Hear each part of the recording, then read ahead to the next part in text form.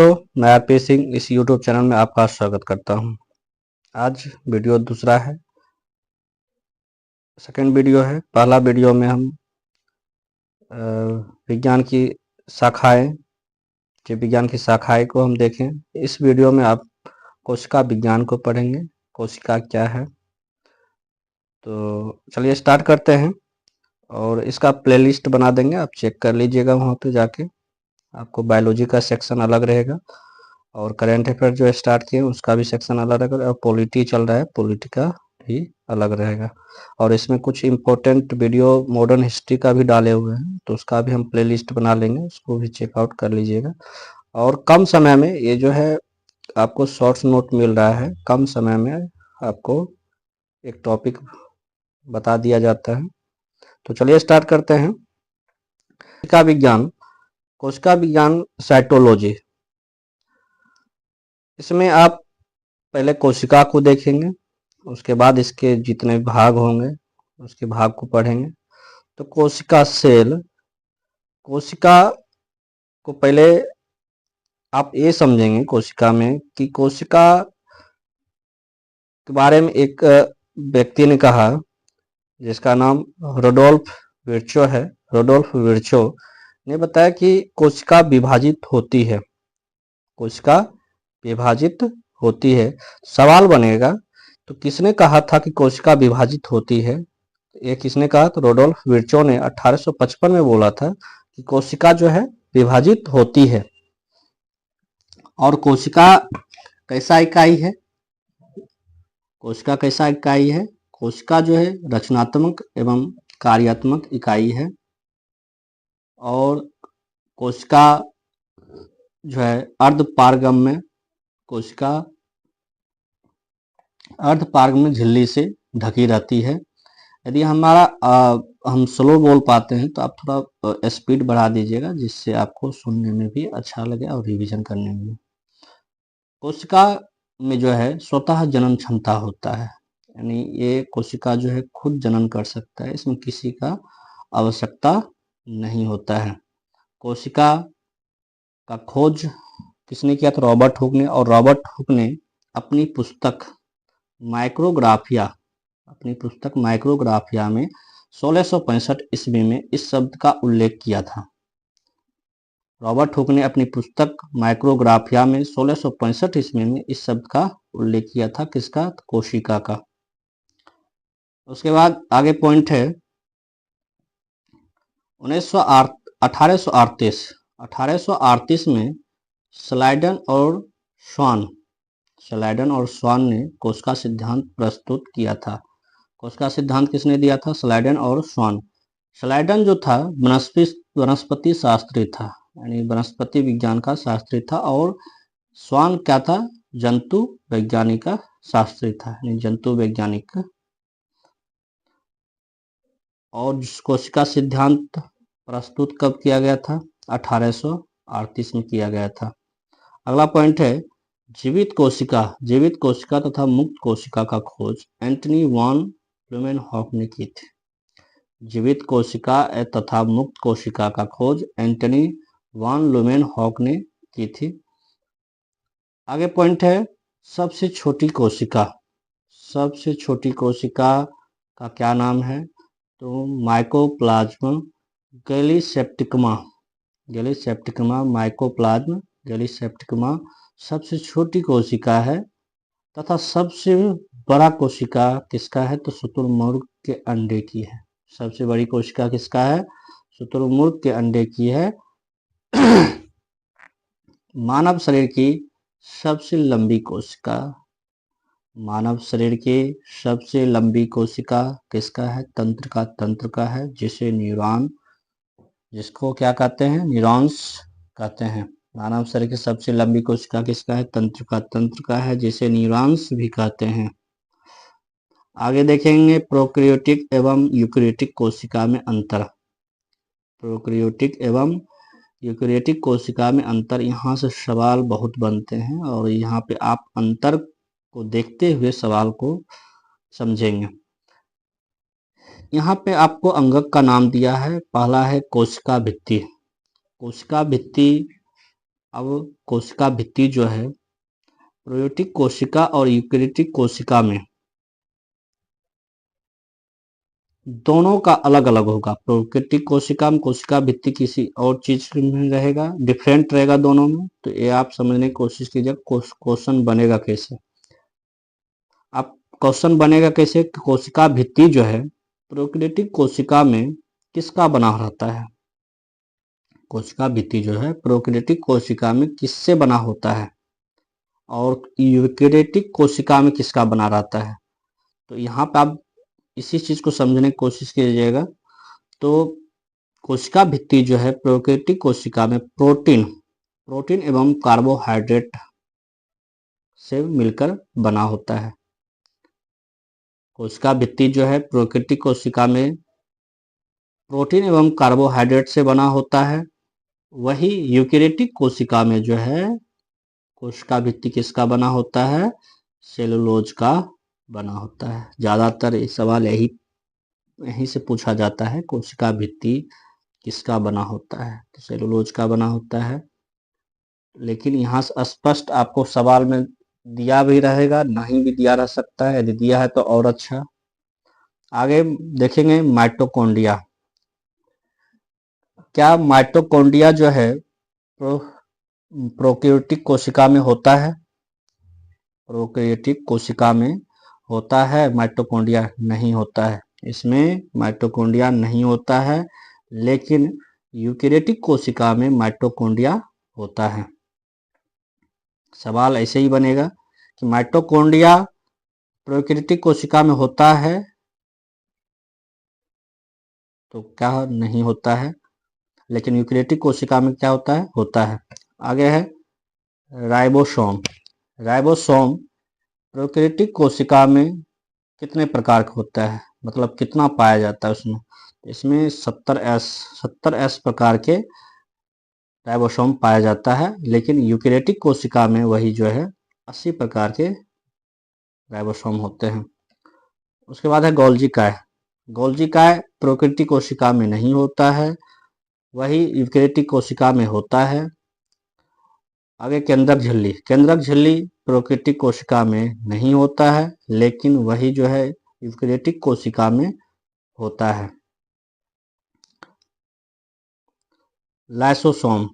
Lysosome भी prokaryotic कोशिका में नहीं होता है, लेकिन यूकेरियोटिक कोशिका में होता है।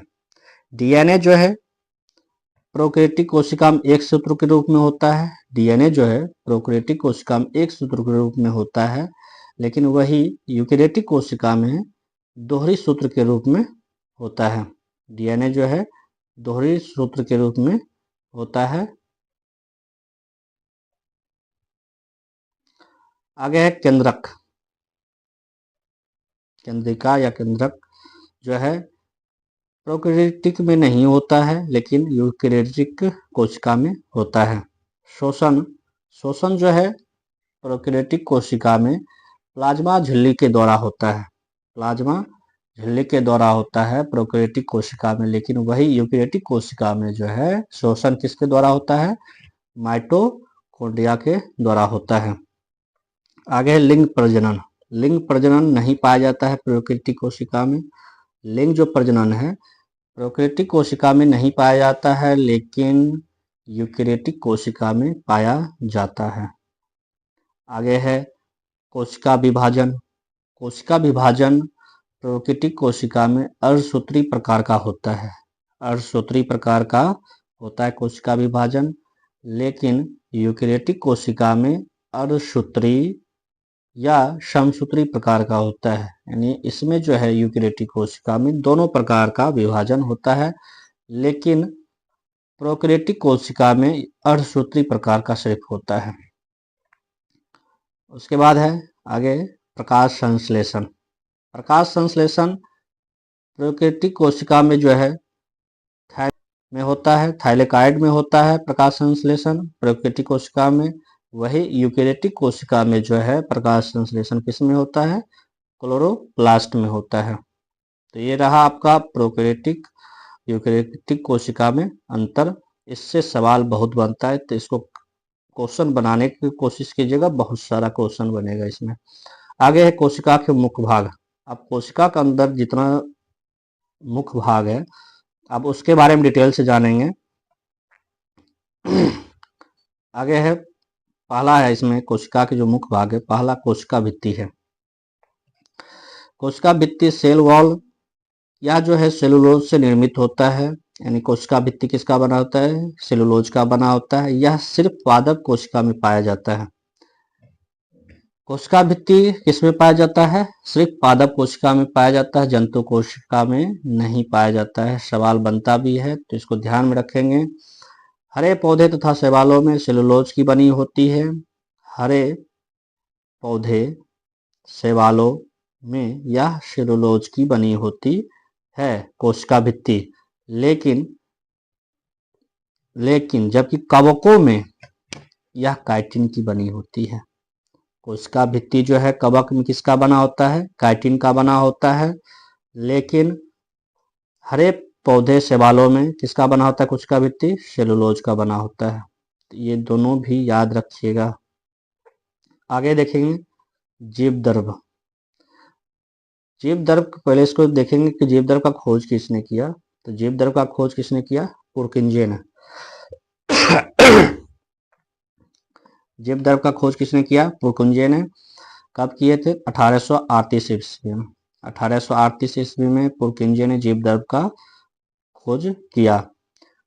अब यहाँ पॉइंट देखें, कोशिका झिल्ली के अंदर पाए जाने वाली अर्ध पारदर्शक चिपचिपा तथा तरल जीवित पदार्थ जीवद्रव्य कहलाता है। जीवद्रव्य जो क्या होता है, कैसा होता है? चिपचिपा तरल जीवित पदार्थ होता है। अर्ध पारदर्शक चिपचिपा तथा तरल जीव पदार्थ होता है जीवद्रव्य। उसी को हम क्या कहते हैं? जीवद्रव्य कहते हैं। और जीवद्रव्य में जो है अकार्बनिक एवं कार्बनिक का अनुपात जो है कितना होता है? कार्बनिक अकार्बनिक का अनुपात कितना होता है? 81:19। अकार्बनिक एवं कार्बनिक का अनुपात कितना होता है जीवद्रव्य में? 81:19 होता है।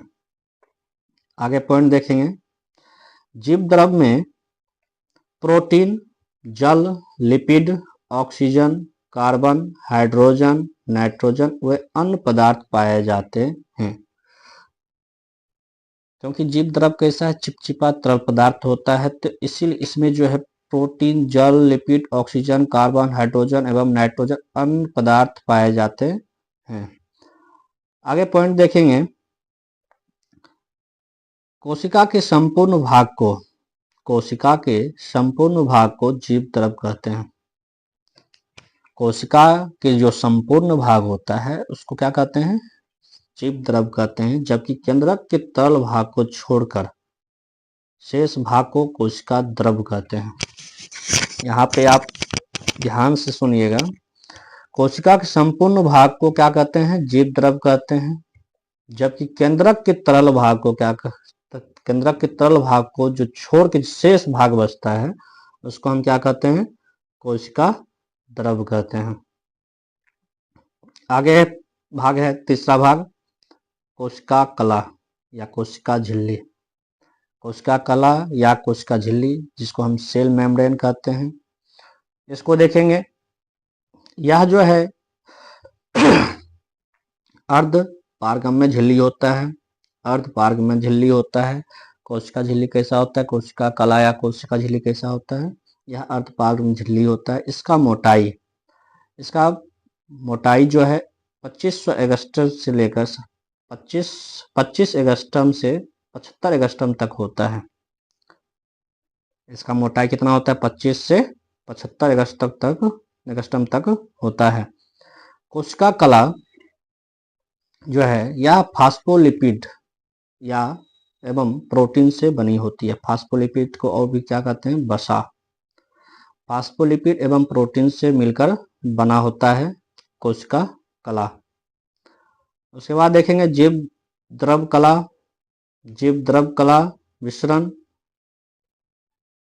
जल प्राशन, पारगम्यता, एटीपी बनाने एवं इलेक्ट्रॉन के आवागमन हेतु माध्यम का कार्य करती है।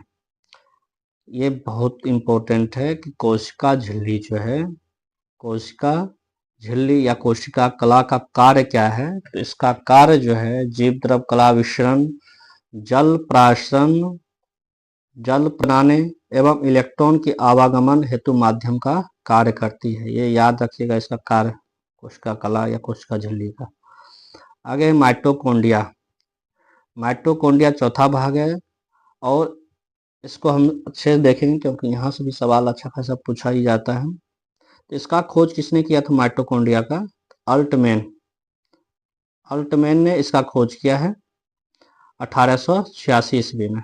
1886 ईस्वी में अल्टमैन ने माइटोकॉन्ड्रिया का खोज किया है, लेकिन इसका नाम वेंडा ने दिया था। माइटोकॉन्ड्रिया का नाम किसने दिया था? वेंडा ने नाम दिया था। यह कोशिका का शोषण स्थल है। माइटोकॉन्ड्रिया जो है, अगला पॉइंट है, माइटोकॉन्ड्रिया क्या है? यह कोशिका का शोषण स्थल है। अगला पॉइंट है, यह ऊर्जा युक्त कोशिक कार्बनिक या इसमें जो है ऊर्जा युक्त कार्बनिक पदार्थों का ऑक्सीकरण होता है। अगला पॉइंट है, जिसमें काफी मात्रा में ऊर्जा प्राप्त होता है। माइटोकॉन्ड्रिया में काफी मात्रा में क्या होता है? ऊर्जा प्राप्त होता है।